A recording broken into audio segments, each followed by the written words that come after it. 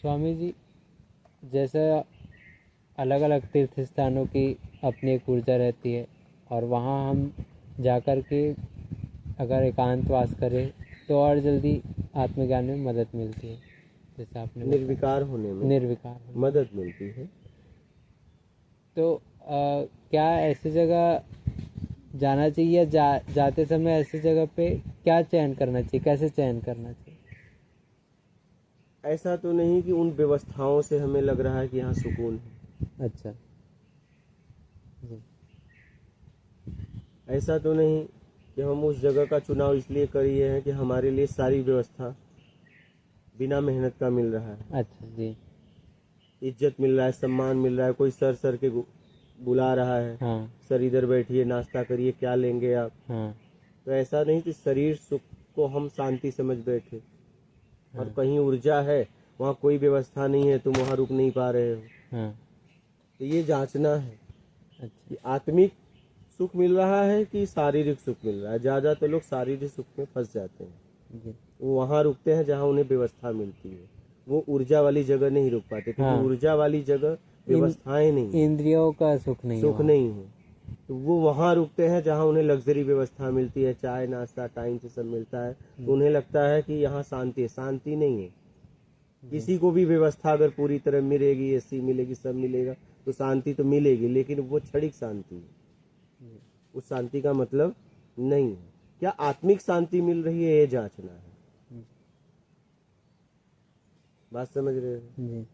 आत्मिक शांति और बाहर की शांति में जैसे क्या? मान लीजिए आप धूप से आए, पेड़ के नीचे बैठे, अब आपको खूब शांति का एहसास हो रहा है, लेकिन वो आपको नहीं हो रहा है। अच्छा। वो शरीर दुखी हो गया था, हाँ। उसमें पीड़ा हो गई थी, उसको सुकून मिल रहा है, तो आप शांति समझ रहे हो। अच्छा। जब कुछ समय बाद पूरी तरह छां ले लोगे, तब आप वहां से उठ के चल देते हो। अगर शांति मिलती तो वहीं बैठे रहते, हाँ। लेकिन जैसे ही आपकी पूर्ति मिल जाती हो जाती है, आप चल देते हो। भूख लगी, आपको किसी ने भोजन दिया, भोजन करते हुए खूब आपको शांति मिलती है, लेकिन जब पेट भर जाता है, कोई और बोले भोजन करो, तो आप गुस्सा हो जाओगे, अब नहीं हो सकता।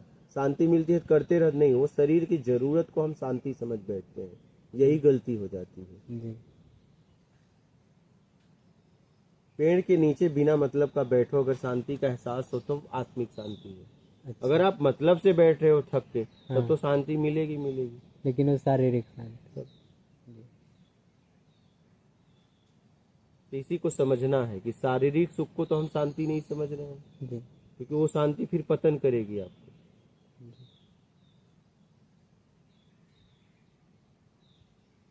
कोई शरीर की आवश्यकता नहीं है, ऐसा कुछ भाव नहीं है, और आप अल्पाहार जो भी मिल रहा है उसे ग्रहण करके, और आप अगर पड़े हो और आत्मिक शांति मिल रही, तब वो शांति है। पता चला कि आपको सारी व्यवस्थाओं को लेके तो शांति लगेगी ना।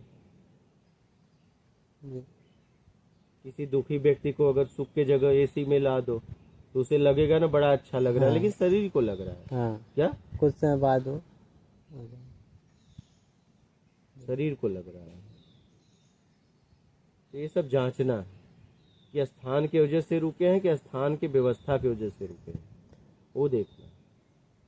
तो क्या शारीरिक और आंतरिक सुख एक साथ परस्पर नहीं रह सकते? नहीं, दो में से एक ही लोगे ना।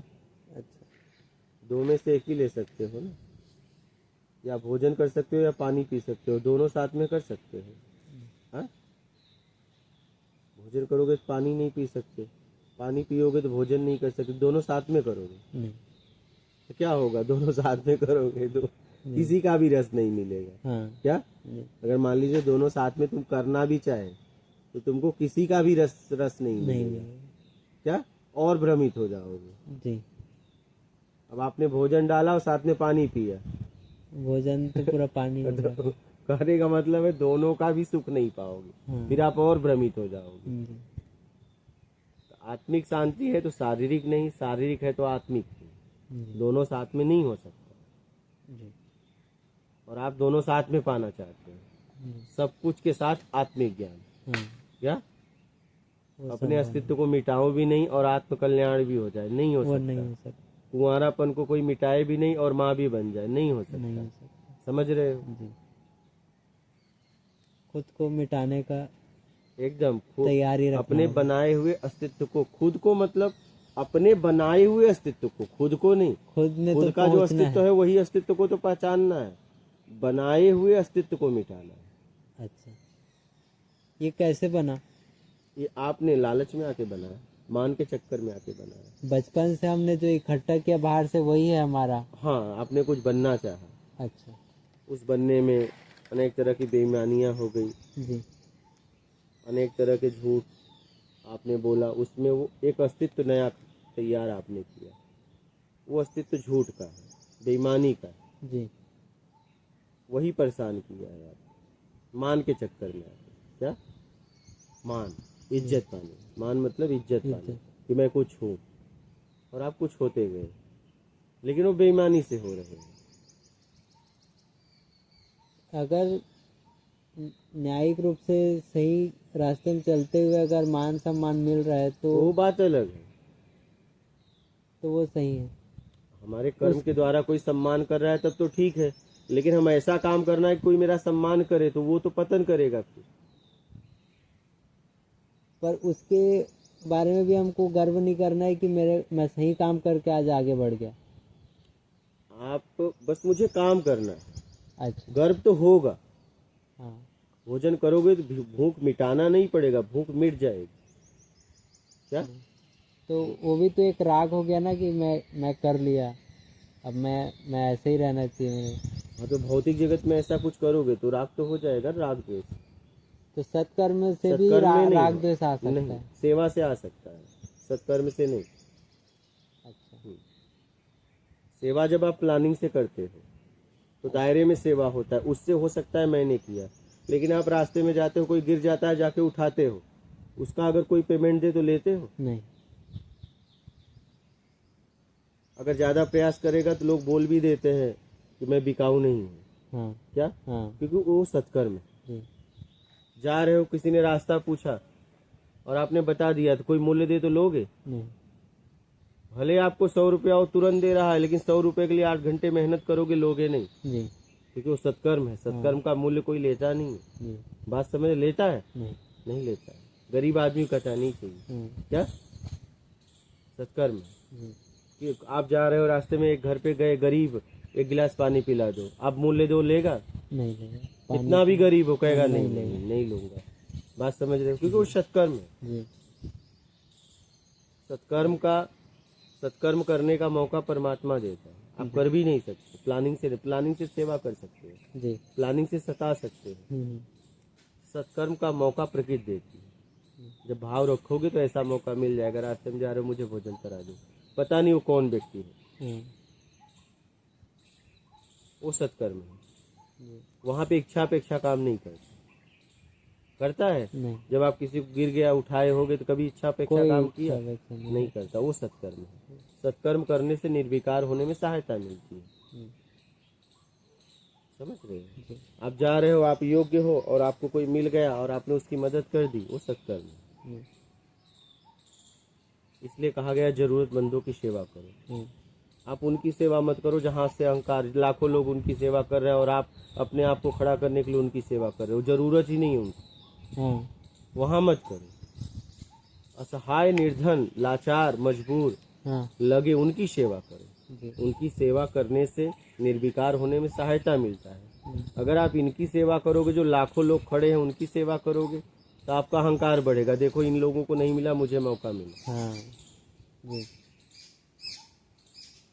ये लोग इनके दूर है, मैं कितना करीब हूँ। बात समझ रहे हो? आप उनकी सेवा करो जिनको कोई नहीं पूछ रहा है। क्या? जिन्हें जरूरत है, आपको लगे, वहां जाके सेवा करो, वो सत्कर्म है। बात समझ रहे हो? उससे अहम भाव गिरता है, उठता नहीं। देखिए, आप एक जो समाज में योग्य है उनकी थाली मांजो और एक निर्धन गरीब की मांजो, तो उनकी मांजोगे तो अहंकार बढ़ेगा जो योग्य है, और निर्धन की मांजोगे तो आपका अहंकार काम ही नहीं करेगा। बात समझ रहे हो? आप देखो, कोई जानवर है, उसको खिलाते हुए लोग फोटो खिंचाते हैं। चींटी को खिला के कोई फोटो खिंचाता है? नहीं। कभी देखा आपने कोई चींटी को खिला रहा है और फोटो खिंचाया हो? नहीं। तो निर्धन का सेवा करो। चींटी को खिलाने में अहंकार नहीं, इसलिए चींटी को कोई नहीं, चींटी हर जगह मौजूद है, इसलिए उससे अहंकार नहीं बढ़ेगा। अच्छा। आप उसको चारा दे के क्या क्या दिखाओगे लोगों को? तो इसलिए हम बड़े जानवर को खिलाते हुए फोटो खिंचाते हैं। जी। बात समझ रहे हो? जितना कम से कम उसकी प्रजाति है, जितना कम वो संख्या में है, और उससे मिलना मतलब उतना बड़ा गर्व होता हाँ, है। गर्व होता है। जैसे पद भी है, तो हाँ, जिसका पद जितना हाँ, बड़ा है, एक गर्व। उससे मिलना उतना हाँ, बड़ा गर्व गर्व होता है। अहंकार कोई मुख्यमंत्री है, हाँ, काम करता है। नॉर्मल किसी व्यक्ति से मिले तो उसको नहीं गिनेंगे। देखो ना, अपने से कमजोर के साथ आप कभी फोटो डीपी रखते हैं? हाँ, नहीं। हमेशा जब भी डीपी रखे तो अपने से मजबूत। हाँ, बहुत अच्छा, सही बोला आपने। क्योंकि आप उनके सहारे अपने मैं को खड़ा करना चाहते हैं। हाँ, जितना ये जुड़ते जा रहा है उतना उसको गिराने में और ज्यादा काम करना पड़ेगा। हाँ, वही। अच्छा। आप हमेशा ऊंचे लोगों से अपने आप को जोड़ा, क्योंकि आप ऊंचाई पे जाना चाहते हैं, लेकिन काश योग्यता के लिए काम करते। अच्छा। काश योग्यता के लिए काम करते तो ज्यादा अच्छा था, योग्य बनते। नहीं। आप उनके सहारे अपने मैं को खड़ा कर रहे हैं। कोई गरीब आदमी के साथ डीपी, दलित आदमी के साथ डीपी रखता है? नहीं रखता, क्योंकि लोग क्या कहेंगे फिर। हाँ। नीचे कोई नहीं आना चाहता, हमेशा ऊपर जाना चाहता है। जी। और आत्मज्ञानी किसी के साथ कोई भी हो, क्या फर्क पड़ता है? उनके राजा लिए चाहे सब सेम रंग है। का है, जी। उससे कोई फर्क नहीं है। जी।